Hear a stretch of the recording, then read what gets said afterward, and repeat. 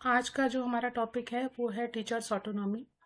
ये मुझे कमेंट में एक व्यूअर है, उन्होंने कहा था कि इस पर एक वीडियो बनाया जाए। तो आज हम जिस टॉपिक पर बात करेंगे वो है टीचर्स ऑटोनॉमी। हिंदी में इसे बोलते हैं शिक्षक स्वायत्तता।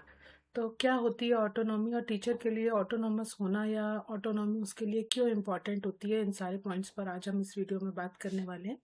तो आइए स्टार्ट करते हैं कि क्या है ये टीचर्स ऑटोनॉमी, इसका मतलब क्या होता है।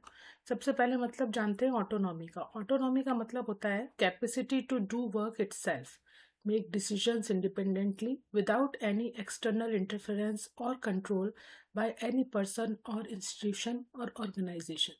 यानी कि किसी भी व्यक्ति, संस्थान या कोई भी संगठन जो होता है उसका स्वतंत्र रूप से निर्णय लेने की क्षमता, किसी का किसी भी प्रकार का कोई इंटरफेरेंस ना हो, कोई बाहरी कंट्रोल या नियंत्रण ना हो, और वो संस्थान या वो व्यक्ति अपने आप अपने लिए डिसीजन ले सके, खुद काम कर सके, अपने हिसाब से काम कर सके। वो जो टर्म होती है वो कहलाती है ऑटोनॉमी या स्वायत्त होना। इसमें किसी भी प्रकार की ना तो कोई गवर्नमेंट ऑर्गेनाइजेशन का इंटरफेरेंस होता है, ना ही किसी और पर्सन का होता है। तो दूसरे शब्दों में कह सकते हैं ये एक सेल्फ रूलिंग टाइप का सिस्टम है, या सेल्फ रूलिंग एक प्रोसीजर है जिसमें व्यक्ति अपने हिसाब से सारे काम करता है, अपने हिसाब से डिसीजन लेता है। Autonomy refers to ability of an individual to select personal values and to withstand social pressure for conformity in a given situation. किसी भी पर्टिकुलर कंडीशन में या सिचुएशन में अपनी पर्सनल वैल्यूज़ को सेलेक्ट करते हुए अगर कोई व्यक्ति जो है उसके अंदर ये काबिलियत है कि वो अपनी वैल्यूज़ को मानते हुए और उस सोशल प्रेशर को झेले, उस पर्टिकुलर सिचुएशन को फेस करे, तो व्यक्ति ऑटोनॉमी के अंतर्गत आएगा, ऑटोनॉमस कहलाएगा। इसी की एक डेफिनेशन ओकी ने 2002 में जो दी, उन्होंने बताया autonomy is the capacity, freedom and responsibility to make choices concerning own teaching. यानी शिक्षण में अगर कोई भी व्यक्ति है या शिक्षक है, वो उसके अंदर ये काबिलियत है कि वो स्वतंत्र रूप से रिस्पॉन्सिबिलिटी ले सके, डिसीजंस ले सके, तो वो सब ऑटोनॉमी के अंतर्गत आता है। Autonomy can also be described as a capacity to take charge of or take responsibility for or control over your own learning. यानी कि ऑटोनॉमी को हम इस प्रकार भी परिभाषित कर सकते हैं कि ये एक वह क्रिया है जिसमें व्यक्ति अपने अधिगम पर या अपनी लर्निंग पर खुद का कंट्रोल रखता है, खुद उसकी जिम्मेदारी लेता है, और उस पर किसी भी प्रकार का कोई बाहरी जो है वो अधिकार नहीं होता, कोई बाहरी नियंत्रण नहीं होता। From this point of view autonomy involves abilities and attitudes that people possess। इसके अंदर वो सभी एबिलिटीज और एटीट्यूड्स आते हैं जो एक व्यक्ति रखता है, डिफरेंट डिग्री में उनको डेवलप करता है। इसी के बारे में बेंसन ने भी बताया, उन्होंने बताया autonomy is a act of learning. उन्होंने इसको 3 पॉइंट्स में डिस्क्राइब किया। पहला पॉइंट था autonomy is the act of learning on one's own and technical ability to do so. अपने किसी भी कार्य को तकनीकी रूप से करने की योग्यता, अधिगम को प्रभावित करने के लिए या अधिगम को स्थायी बनाने के लिए जो क्षमता विकसित होती है वो ऑटोनॉमी कहलाती है। दूसरा उन्होंने बताया autonomy is the inter psychological capacity to self direct own learning. अपने खुद की अधिगम पर, अपनी खुद की लर्निंग पर खुद का नियंत्रण रखने की क्षमता ऑटोनॉमी कहलाती है। Autonomy as control over the content and processes of own one's own learning. यानी किसी व्यक्ति की स्वयं के जो अधिगम है उससे रिलेटेड जो प्रक्रिया होगी या जो विषय वस्तु होगी उसको नियंत्रित करने की जो प्रक्रिया है वो भी ऑटोनॉमी कहलाती है। दूसरे शब्दों में कह सकते हैं अधिगम से रिलेटेड अगर टेक्निकल एबिलिटीज हों या साइकोलॉजिकल कैपेसिटी व्यक्ति के अंदर खुद डेवलप हो रही है, या फिर वो अपने कंटेंट को लेकर के, उससे ये लर्निंग प्रोसेस को लेकर के खुद कंट्रोल करता है सारी जितनी भी चीजें उन सबको, तो वो ऑटोनॉमी के अंतर्गत आता है।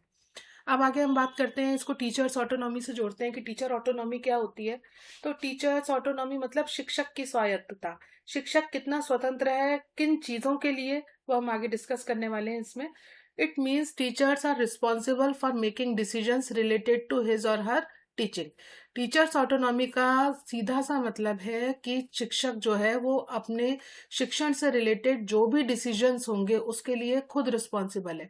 उसको कोई ये नहीं बताएगा कि कौन सी टीचिंग मेथड का यूज करना चाहिए, तुम्हें कोर्स किस तरीके से पूरा कराना चाहिए, बच्चों के साथ किस तरीके से डील करना चाहिए, कंटेंट को डिलीवर करने के क्या तरीके होने चाहिए। इस पर किसी बाहरी व्यक्ति का कोई नियंत्रण नहीं होता। इसमें टीचर्स अपने डिसीजन खुद लेता है अपनी क्लास के अकॉर्डिंग और अपनी नीड के अकॉर्डिंग। टीचर्स ऑटोनॉमी और academic freedom are essential elements for a strong and effective education system. जब तक टीचर खुद ऑटोनॉमस नहीं होगा, वो तब तक एकेडमिकली फ्रीडम महसूस नहीं करेगा, तब तक वो इफेक्टिव टीचिंग नहीं कर पाएगा। और जब तक इफेक्टिव टीचिंग नहीं होगी, एजुकेशन सिस्टम स्ट्रांग नहीं हो पाएगा। तो ये दो बहुत इंपॉर्टेंट फैक्टर्स हैं, टीचर्स ऑटोनॉमी और एकेडमिक फ्रीडम, अगर हम इफेक्टिव एजुकेशन सिस्टम चाहते हैं। They enable teacher to teach creatively, courage critical thinking and contribute to the intellectual development of students. क्योंकि जब टीचर खुद ऑटोनॉमस होता है, अपने लिए खुद रिस्पॉन्सिबल होता है, खुद अपने हिसाब से डिसीजन लेकर के काम करता है टीचिंग से रिलेटेड, तो वो क्रिएटिवली काम कर पाता है। पहले जो स्टीरियोटिपिक टीचिंग चलती आ रही है उन सबको छोड़ के कुछ नया करने की कोशिश करता है, बच्चों के अंदर क्रिटिकल थिंकिंग को एनकरेज करता है और साथ ही साथ उनका इंटेलेक्चुअल डेवलपमेंट होता है, उसमें भी अपना रोल प्ले करता है। Both concept supports professional dignity and improve the quality of education. ये प्रोफेशनल डिग्निटी के लिए दोनों जरूरी हैं, टीचर्स ऑटोनॉमी और एकेडमिक फ्रीडम, और साथ ही साथ क्वालिटी ऑफ एजुकेशन के लिए भी इंपॉर्टेंट फैक्टर्स हैं। Teachers autonomy refers to the freedom and independence given to the teaching in planning. यानी शिक्षक की जो स्वायत्ता है वास्तव में वो है क्या, वो फ्रीडम है या इंडिपेंडेंस है प्लानिंग के लिए, लेसन प्लानिंग के लिए, उसको अपने कंटेंट को ऑर्गेनाइज करने के लिए और क्लास में टीचिंग लर्निंग एक्टिविटीज को कंडक्ट करने के लिए। ये उसके लिए एक फ्रीडम एक फ्रीडम है जो वो खुद अपने हिसाब से डिसाइड करता है। It allows teachers to make professional decision according to students needs, classroom situations and educational goals.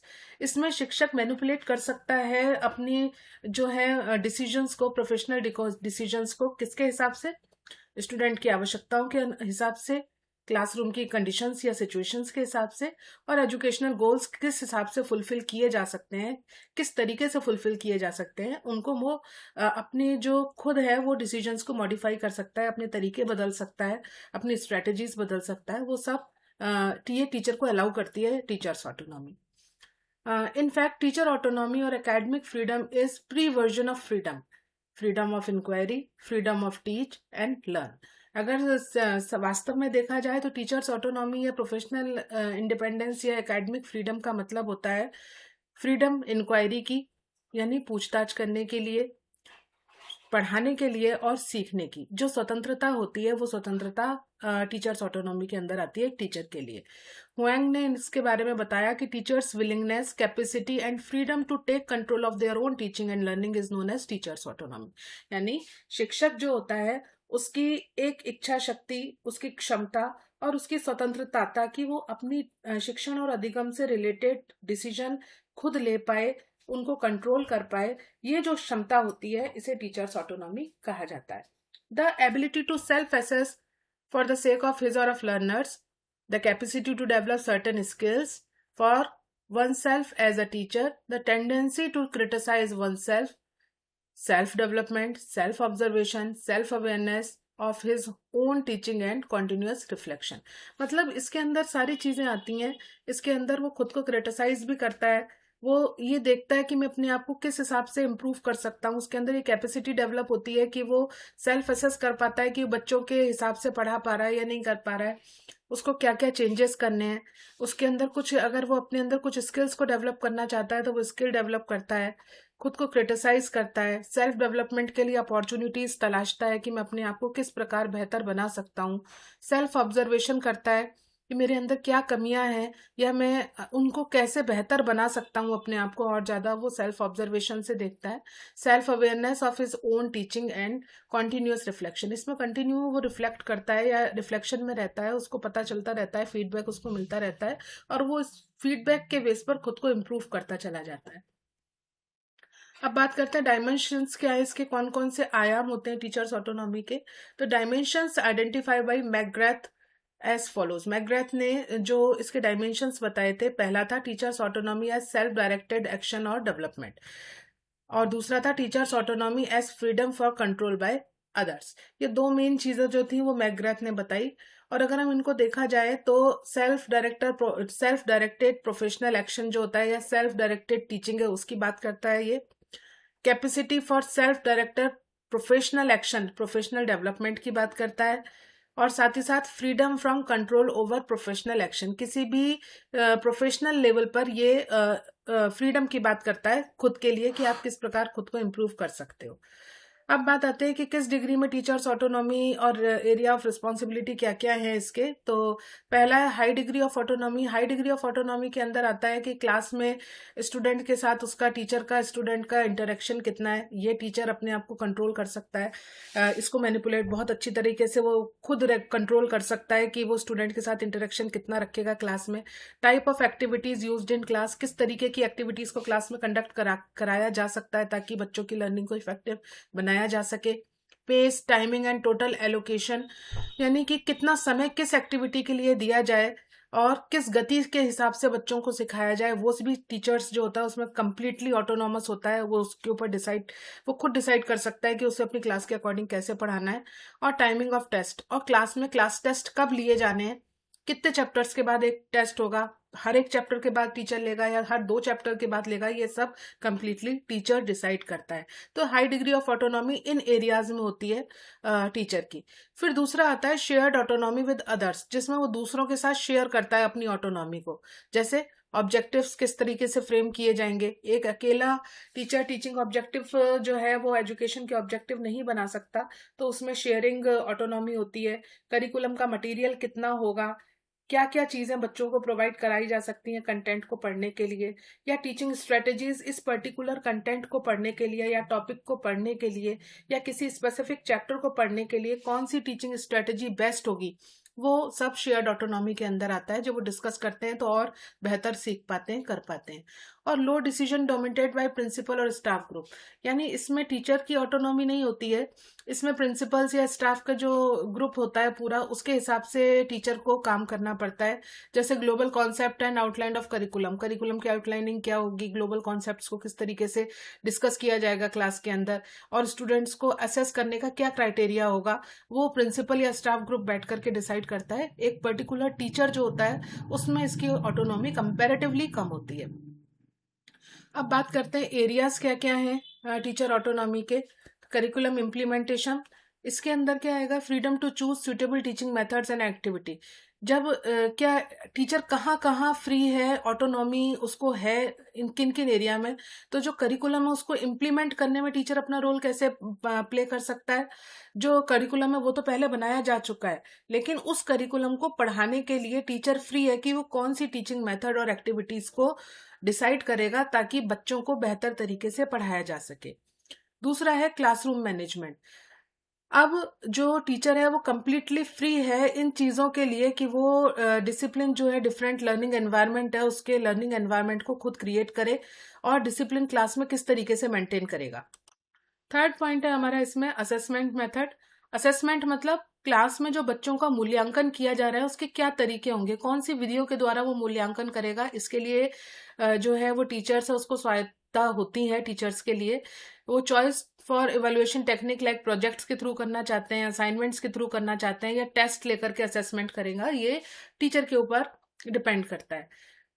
Next है इंस्ट्रक्शनल मटेरियल, यानी कि टीचिंग लर्निंग मटेरियल जो होगा वो क्या होगा, कौन कौन सी बुक्स वो रेफर करेंगे, या डिजिटल टूल्स के थ्रू पढ़ाना पसंद करेंगे, या टीचिंग एड्स के थ्रू वो अपने कंटेंट को समझाना पसंद करेंगे, ये शिक्षक के ऊपर डिपेंड करता है। शिक्षक इसके लिए फ्री है, वो किसी भी टीचिंग एड का यूज करके अच्छे से पढ़ा सकता है। अगर उनको लगता है कि वो ऑडियो विजुअल एड का यूज करके अपनी टॉपिक को बहुत अच्छी तरह पढ़ा सकते हैं तो वो उसका यूज कर सकते हैं, या फिर अगर वो मॉडल्स या चार्ट के थ्रू पढ़ाना चाहते हैं उसके थ्रू बना सकते हैं, या फिर कुछ रेफरेंस बुक बच्चों को सजेस्ट कर सकते हैं उस कंटेंट से रिलेटेड। प्रोफेशनल डेवलपमेंट की बात करें तो इसमें आता है freedom to improve skills through training and research. Teacher इसके लिए भी फ्री है कि वो अपने आप की खुद की स्किल्स को इम्प्रूव करने के लिए अलग अलग कोर्सेज करे, कुछ ट्रेनिंग कोर्सेज करे या कुछ रिसर्चेस करे, जिसके हिसाब से उसको ये पता चले कि वास्तव में वो अपने आप को किस तरीके से प्रेजेंट सिनेरियो में ज़्यादा यूजफुल बना सकता है, बच्चों के लिए एडवांस बना सकता है और बच्चों को ज़्यादा अच्छा कंटेंट प्रोवाइड करा सकता है। तो ये कुछ एरियाज है टीचर्स ऑटोनॉमी के जिन पर काम किया जाता है। अब इसके आगे हम बात करते हैं कि ऑटोनॉमी क्या नहीं है। ये तो हमने पढ़ा है ऑटोनॉमी क्या है। अब बात करेंगे अब किसे ऑटोनॉमी नहीं मानते। Teacher not autonomy is not an isolation. Autonomy का मतलब ये नहीं है कि आप पूरे ग्रुप से अलग हो जाओ या अपने स्टाफ से अलग हो जाओ या अपनी क्लास को अलग लेकर के बैठ जाओ। वो आइसोलेशन नहीं बताता। आप उस पर्टिकुलर एनवायरनमेंट के साथ रहते हो लेकिन आइसोलेटेड नहीं होते, ये आइसोलेशन नहीं है, पहली बात। दूसरा, teachers autonomy can be explained as a exclusive psychological, technical और पॉलिटिकल इश्यूज। ये इसको नहीं एक्सप्रेस किया जा सकता टीचर्स ऑटोनॉमी को साइकोलॉजिकल के टर्म में या टेक्निकल टर्म में या पॉलिटिकल इश्यू के रूप में इसको हम यहाँ पर एक्सप्लेन नहीं करते हैं। Teacher autonomy is not a static entity. यह एक स्थिर अवस्था नहीं है कि सब में एक जैसा ही पाया जाएगा। Some people possess and other does not. ऐसा नहीं है कि कुछ व्यक्तियों में ऑटोनॉमी का फीचर होगा कुछ में नहीं होगा। टीचर्स ऑटोनॉमी हर टीचर के अंदर पाई जाती है। Teacher autonomy can not be interpreted as additional responsibility given to the teacher. इसका मतलब ये नहीं है कि टीचिंग के अलावा टीचर को जितने और ज्यादा रिस्पॉन्सिबिलिटी दी जाएंगी वो उतना ज्यादा ऑटोनॉमस होगा। ये भी एक गलत धारणा है। टीचर्स ऑटोनॉमी ये नहीं बताती है कि उसको एडिशनल रिस्पॉन्सिबिलिटी दी जाए टीचर को तो ही हम उसको ऑटोनॉमस मानेंगे। और लास्ट पॉइंट है, teacher autonomy does not refer to an absolute state of freedom constant. इसका मतलब ये भी नहीं है कि वो कंप्लीटली फ्री हो गया हर डायमेंशन में, हर तरीके से टीचर अपने आप को स्वतंत्र महसूस करे और उस पर किसी भी प्रकार का कोई बाउंडेशन ना हो या वो कोई रूल्स और रेगुलेशंस को ना माने, कोड ऑफ एथिक्स को ना माने। इन सारी चीजों को भी ये सपोर्ट नहीं करता है। अब बात करते हैं teachers role in promotion of own autonomy. Teacher का क्या रोल है, वो अपनी ऑटोनॉमी को किस प्रकार से इम्प्रूव कर सकता है। तो कुछ सजेशंस यहाँ पर दिए गए हैं टीचर्स के लिए जो किए जा सकते हैं, खुद की ऑटोनॉमी के लिए टीचर्स कर सकते हैं। जैसे फर्स्ट पॉइंट है, ही और she should read a lot of familiar with current subject. जो सब्जेक्ट्स वो पढ़ा रहे हैं उन या वर्तमान में जो नए मुद्दे चल रहे हैं उन सब के लिए उनको कंटेंट बहुत अच्छे से प्रिपेयर होना चाहिए।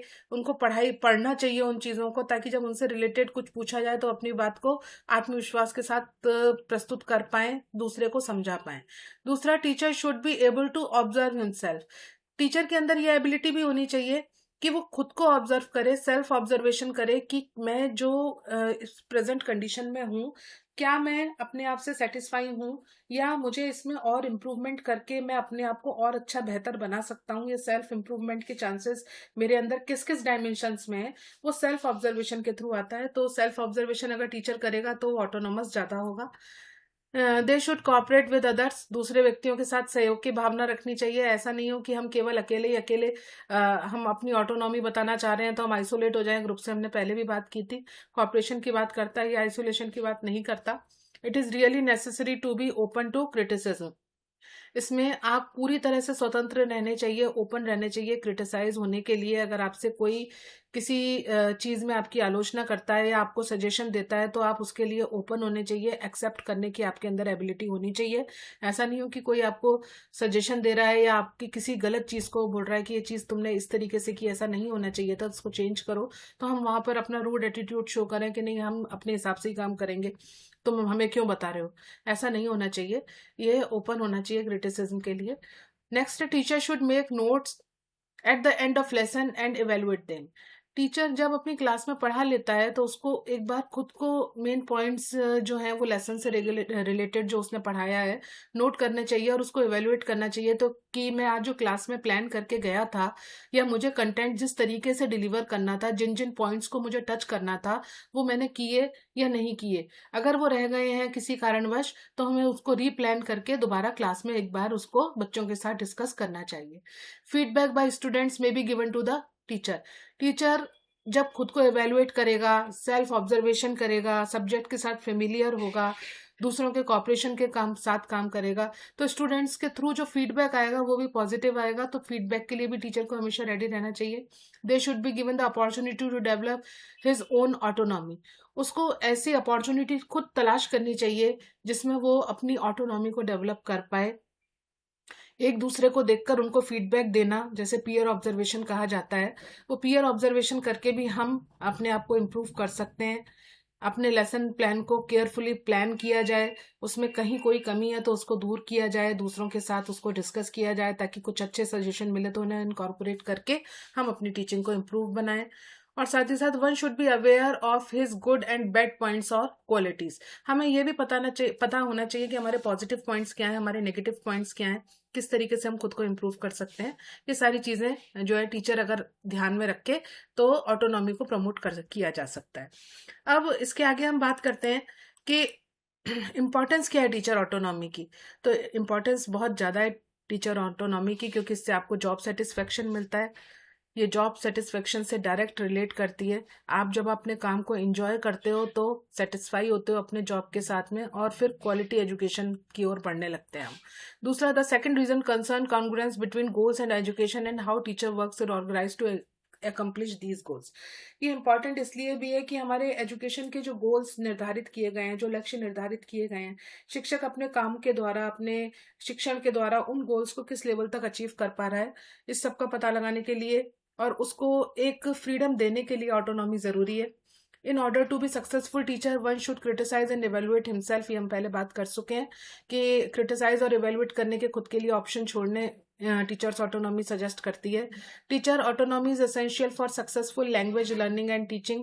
किसी भी भाषा को समझने के लिए, उसका अधिगम करने के लिए और किसी भी भाषा को पढ़ाने के लिए आपका ऑटोनॉमस होना जरूरी है, क्योंकि जब हम ऑटोनॉमी खुद को फील करते हैं, खुद सेटिस्फाई होते हैं चीज़ों से, अपनी वोकेबलरी को अच्छा करते हैं, तो हम बहुत अच्छी तरह से उस चीज़ को बच्चों को पढ़ा पाते हैं। नेक्स्ट पॉइंट है, it is necessary because it leads to the teacher to catch up with innovations.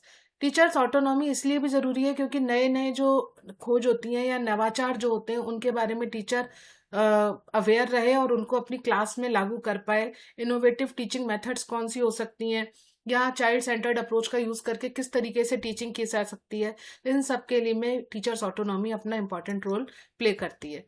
अब बात करते हैं इसमें और क्या क्या इसका इम्पोर्टेंस है। तो पहला, इम्प्रूव क्वालिटी, टीचिंग क्वालिटी। जब टीचर ऑटोनॉमस होता है तो इनोवेटिव होता है, सेल्फ लर्नर सेंटर्ड अप्रोच को यूज करता है, क्लासरूम की नीड के अकॉर्डिंग अपनी टीचिंग को इम्प्रूव करता है।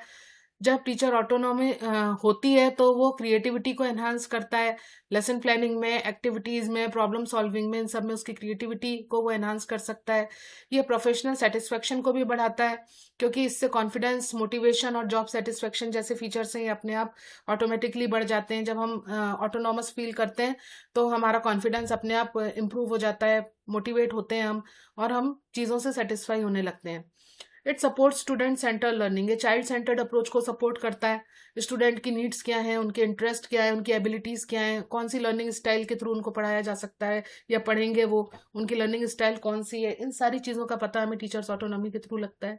और लास्ट है, develops responsibility. Autonomy makes teachers more accountable for students learning outcome. Teacher जो है वो लर्निंग आउटकम के लिए खुद को रिस्पॉन्सिबल मानने लगता है।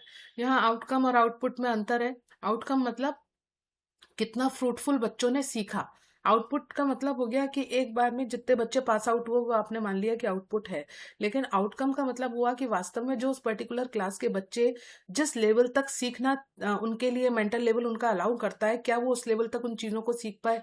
टीचर इसको खुद को अकाउंटेबल मानता है इसके लिए खुद को, और उसके अंदर रिस्पॉन्सिबिलिटी अपने आप डेवलप होने लगती है जब वो ऑटोनॉमस फील करता है। तो अब बात करते हैं एकेडमिक फ्रीडम की। एकेडमिक फ्रीडम भी एक ऑटोनॉमी का ही एक दूसरा टर्म है, लेकिन इसमें मेन जो होता है ये स्कूल, कॉलेज, यूनिवर्सिटीज, इंटेलेक्चुअल इंक्वायरिटी और रिसर्च के पॉइंट ऑफ व्यू से ज़्यादा इंपॉर्टेंट होता है। और टीचर जब ऑटोनॉमस फील करता है तो वो एकेडमिक फ्रीडम खुद महसूस करता है, लेकिन कंपैरेटिवली थोड़ा हाई लेवल है स्कूल से। इसमें टीच करने के लिए, सब्जेक्ट को डिस्कस करने की फ्रीडम होती है, रिसर्च करने की फ्रीडम होती है, और रिसर्च जो फाइंडिंग्स है उनको पब्लिश कराने की फ्रीडम होती है, एकेडमिक डिस्कशंस, डिबेट्स, इन सब में पार्टिसिपेट कर सकता है वो। तो ये एकेडमिक फ्रीडम के अंदर आता है। क्या क्या रिलेशन है टीचर्स ऑटोनॉमी और एकेडमिक फ्रीडम का, एक टेबल के थ्रू हम यहाँ पे समझ सकते हैं कि जहाँ टीचर ऑटोनॉमी जो है वो रिलेट करती है क्लासरूम प्रैक्टिसेस के साथ, वहीं एकेडमिक फ्रीडम जो है वो इंटेलेक्चुअल और स्कॉलरली फ्रीडम को बताती है। दूसरा है जो टीचर्स ऑटोनॉमी है वो फोकस करती है टीचिंग मेथड्स और डिसीजंस के ऊपर, कि हम क्लास की नीड के अकॉर्डिंग या स्टूडेंट्स की नीड के अकॉर्डिंग कौन सी टीचिंग मेथड्स का यूज करेंगे, वो डिसीजन लेने पर ये बेस्ड है। जबकि एकेडमिक फ्रीडम जो है वो थॉट्स और एक्सप्रेशंस की फ्रीडम के बारे में बात करती है, कि आप अपने थॉट्स को रखने के लिए कितना फ्री हो, कितना फ्रीली आप अपने थॉट्स को रख पाते हो, ये एकेडमिक फ्रीडम हमें बताती है। टीचर्स ऑटोनॉमी टीचर को हेल्प करती है लर्निंग को इफेक्टिव बनाने में, और जो एकेडमिक फ्रीडम होती है वो हेल्प करती है टीचर और स्टूडेंट्स को नॉलेज को एक्सप्लोर करने में, नया नया सीखने के लिए एकेडमिक फ्रीडम हमें अलाउ करती है, जबकि टीचर्स ऑटोनॉमी लर्निंग को इफेक्टिव बनाने की बात करती है। और अगर हम देखें प्रैक्टिकल मोड में तो जो टीचर्स ऑटोनॉमी है मोर प्रैक्टिकल है, क्योंकि क्लासरूम इम्प्लीकेशन होता है इसका, प्रैक्टिकली देखा जा सकता है। जबकि एकेडमिक फ्रीडम है ये सेल्फ से रिलेटेड है, तो ये फिलोसॉफिकल और कॉन्स्टिट्यूशनल है नेचर के अंदर। तो ये कुछ बेसिक डिफरेंसेस हैं इन दोनों टर्म्स के बीच में। अब बात करते हैं कि challenges to teachers autonomy and academic freedom, क्या क्या चैलेंजेस होते हैं इनके बीच में। पहला है एक्सेसिव एडमिनिस्ट्रेटिव कंट्रोल। टीचर बहुत कम अपने आप को फ्री मान पाते हैं, कंट्रोल एडमिनिस्ट्रेशन का, स्कूल या कॉलेज एडमिनिस्ट्रेशन का कंट्रोल रहता है, करिकुलम रिजिड रहता है, एग्जामिनेशन सिस्टम होता है, उसमें फ्री नहीं रह पाते, वो अपने हिसाब से वो डिसीजन नहीं ले पाते हैं। जो फॉर्मेट बना हुआ है एग्जाम का जनरली उनको वही फॉलो करना पड़ता है। कई बार पॉलिटिकल इंटरफेरेंस भी हो जाता है एजुकेशन में, जिसकी वजह से वो फ्रीली काम नहीं कर पाते। Lack of institutional support. हर इंस्टीट्यूट टीचर को ऑटोमेटिकली या ऑटोनॉमिस नॉमस वे में काम करने के लिए सपोर्ट नहीं करता। वो चाहते हैं कि जो उन्होंने जिस तरीके से एक लेआउट बनाया हुआ है या फ्रेमवर्क बनाया हुआ है टीचर्स उसके अकॉर्डिंग ही चले।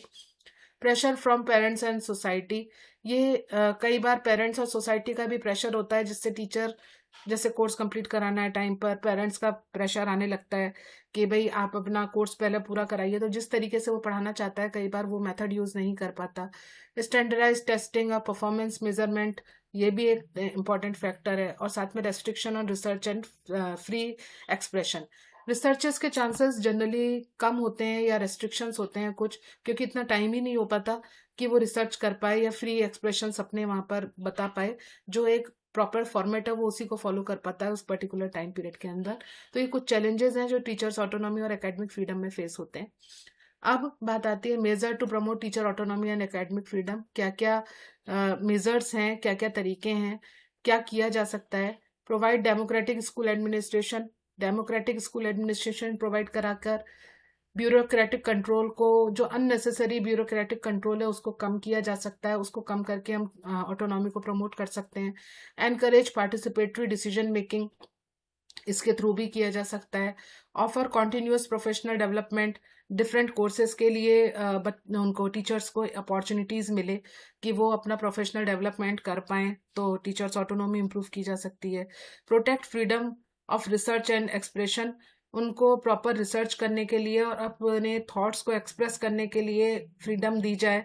और साथ ही साथ डेवलप फ्लेक्सिबल करिकुलम फ्रेमवर्क को इस प्रकार फ्लेक्सिबल बनाया जाए कि उसमें टीचर्स को अपने हिसाब से काम करने के स्लॉट्स दिए गए हों और उसके लिए उनमें किसी भी प्रकार का कोई रेस्ट्रिक्शन ना हो।